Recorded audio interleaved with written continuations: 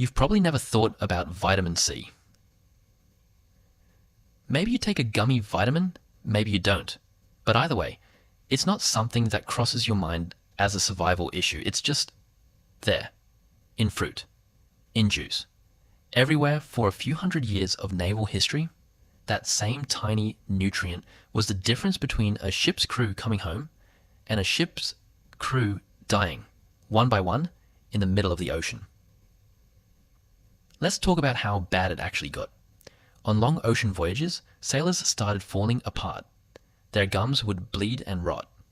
Old wounds and broken bones that had healed years earlier would reopen, as if the body was falling apart in reverse. Teeth fell out.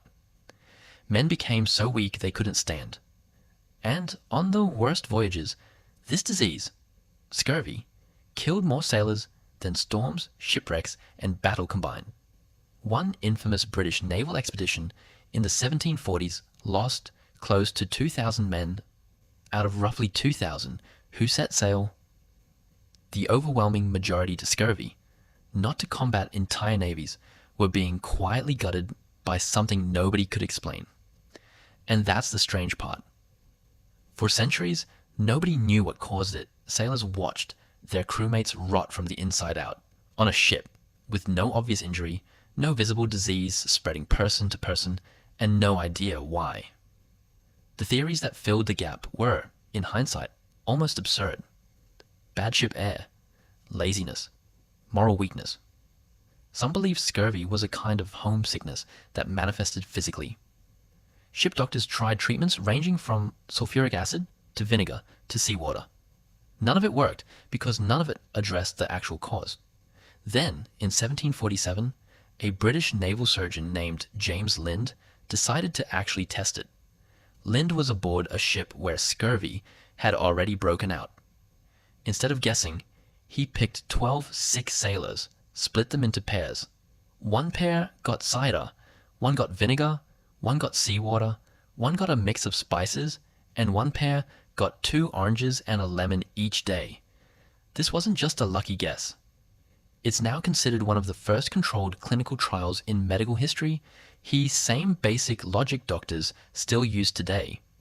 Change one variable at a time and see what actually works. The results were almost immediate. Within about a week, the sailors given citrus fruit had recovered dramatically. The other groups hadn't improved at all. Lind had found the cure. And then, almost nothing happened. It took nearly 50 years for the British Navy to officially adopt citrus as standard issue for sailors. 50 years during which thousands more sailors likely died of a disease that had already been solved on paper. Lind himself didn't fully understand why citrus worked. The actual compound, what we now call vitamin C, wasn't identified until the 1930s, when the British Navy finally did mandate citrus rations in 1795. The results were staggering.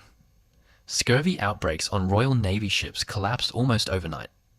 British sailors started carrying limes on voyages specifically to prevent it, which is actually where the slang nickname limey comes from. Human beings can't produce vitamin C internally. On a normal diet on land, that's easy. But strip away fresh fruit for months at a time, and the body runs out, and it starts failing at a cellular level.